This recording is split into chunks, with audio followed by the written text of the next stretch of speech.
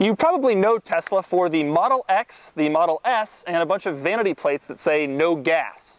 But before all that, there was this, Tesla's first car, the Tesla Roadster. Now this Roadster comes to us from a viewer named Eric in Syracuse, New York, who sent me an email asking if I wanted to come drive his Tesla Roadster. That was pretty cool because I don't get a lot of emails from readers asking if I want to drive their Tesla Roadster. I get a lot of emails from viewers telling me that my face is too big.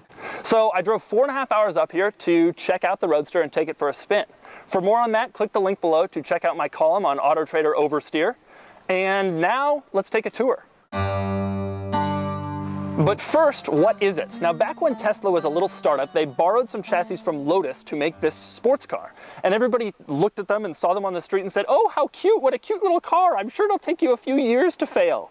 And now, here they are. Now, here to tell us about this car is Eric, who owns this particular example. Eric, well, how do you like it? It's an amazing car. It drives very well. It's definitely quirky, and I wouldn't say it's a car for everyone. So what did this thing cost when it was new? So the performa invoice on this car was like $128,500. But you bought it used, so what did you pay for it? About $60,000. What kind of range do you get? You can get about 220 miles, assuming you don't go over like 55 or 60. Around town, if you're stomping on it, maybe 100.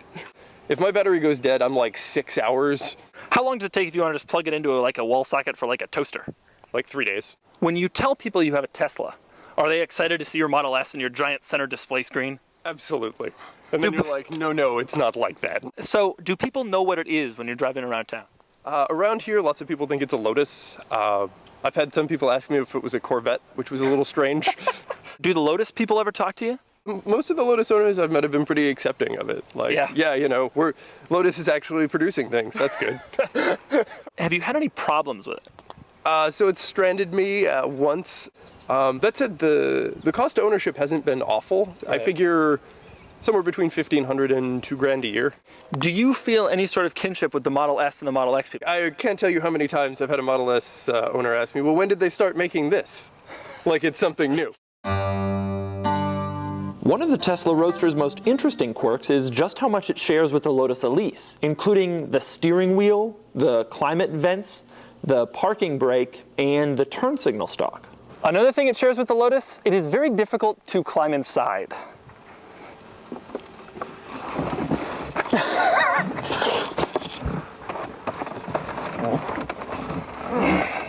But there are things about the Tesla that are a lot more luxurious than in the Lotus. For example, it has a cup holder. There are also heated seats. There's traction control, an iPod connector, and an automatic transmission. Now, some of my favorite quirks about this car are in the trunk. And by the way, contrary to popular belief, it does have a trunk. And actually, it's a fairly substantial one. For example, the trunk latch is from Ford, a fact that Tesla did not go to great lengths to conceal. There's also a system that cycles coolant to the battery even when the car is off in certain circumstances, so you can hear it bubbling even when you're just parked. The trunk is also where you access the battery, which contains my favorite warning label that I've ever seen on a car. Here's another interesting quirk about this car. It has a completely different charging system than the Model S and Model X. For one thing, it cannot be supercharged at the Tesla superchargers. Also, it has a completely different charge port than both the Model S and Model X and a regular electric car like the Nissan Leaf, completely separate. So, if you want to charge this car on a Model S or a Model X charging station, you need an adapter. If you want to charge this car on a Nissan Leaf charging station, you need an adapter. These adapters are not manufactured by Tesla. They're made by some guy in Vermont who is a lifesaver to Roadster owners. And then there are the door handles. Now, the standard door handles are these slick little electronic things. You pull them and the door opens. Pretty simple. But you will notice that there is no keyhole on the exterior of the car. So how do you open the car if the electronic fails or if the battery in the key fob dies? Fortunately, Tesla thought of this and they devised a solution, although it isn't a very graceful one.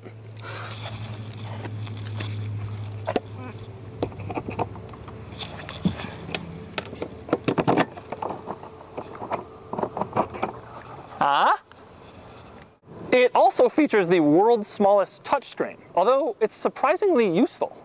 Right now we're in performance mode. If you tap the battery icon, you can switch it into normal mode. We can also scroll through and see like the temperatures of the various different components. The clock, who cares? We've got acceleration, power and torque numbers, which it'll sample live and display for you. So there's the tour. Now it's time for a drive. All right, here we go. Woo! Wow. Okay, sorry, I'm gonna push it again. All right.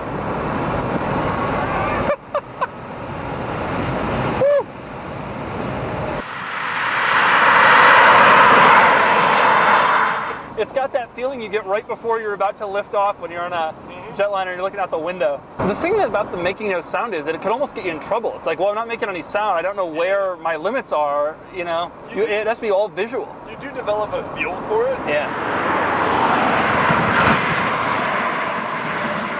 The ride doesn't strike me as that bad. I feel like the Lotus rode harder. Ah, it's weighted differently than the Lotus for sure. For one thing, it weighs 1,000 pounds more. Yeah. Brakes. Boy, the brakes don't do anything additional unless you're really deep into the pedal. The seat is a lot more comfortable than the Lotus. That helps. It is, I mean, you are a little bit constrained movement-wise. You can see we're like, right? The pedals are real small. It's hard to get both of my feet in there. The acceleration is massive. I'm blown away by how crazy it is. I never knew they were this fast. So there you have it. You knew about the Model S, you knew about the Model X, and now you know about the mysterious original Tesla, which may just be the coolest and most exciting of them all. For more of my thoughts, check out my column on Auto Trader Oversteer by clicking the link below.